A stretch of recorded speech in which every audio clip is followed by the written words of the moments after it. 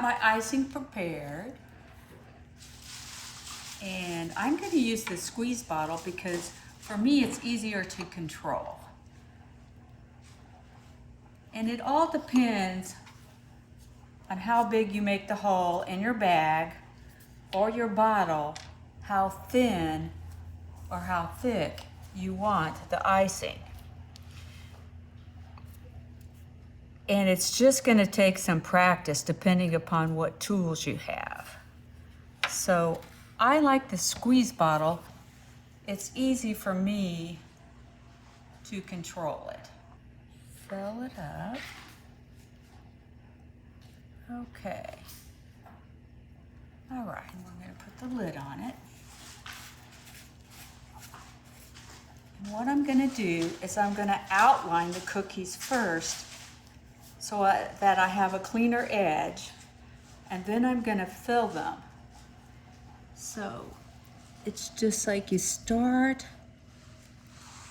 and I would leave a little space around the edge because it will spread.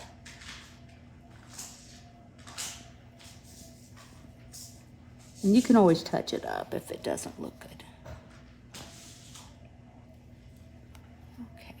It doesn't have to be that precise because it will spread out a little bit, and you can always touch it up a little. Okay, then after you get the outline, you can fill it in, and it's really easy to fill in.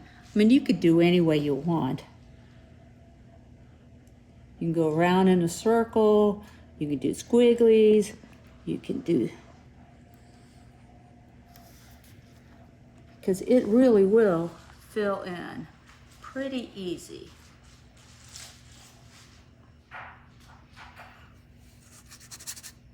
And as that sets, those little dimples where it didn't get filled, they're going to fill in by themselves. You also could just spread it on with an offset spatula, but I don't like to do that because it looks sloppier and your edges aren't as neat. And if it expands too much, you know, like an edge, you can also wipe it off a little bit. But it always looks good to have a little rim that's not covered. Before you do the black, you need to let it dry for about an hour. Otherwise, the black will bleed into the white, and you don't want that to happen. So, I've got my black prepared. Black is kind of hard to make. It takes a lot of food coloring, and I bought mine. So I'm gonna put it in a bag, and since I only want a very small line with the for the Christmas tree string, I have a number 2 tip. Number 1 is really tiny, number 3 is a little bit bigger. And what you want to do, is just draw a little line, a couple little lines. Okay, and that looks like the cord for the Christmas tree lights. And you might want to practice on a piece of parchment paper or wax paper before you squirt it on the cookies. Either that or plan on eating a few, which is always good. Okay, and we're going to take mini M&Ms.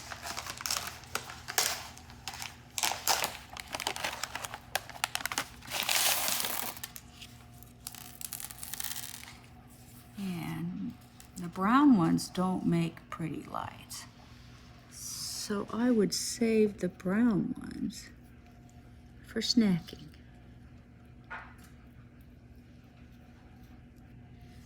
Okay. And let's see, another green one.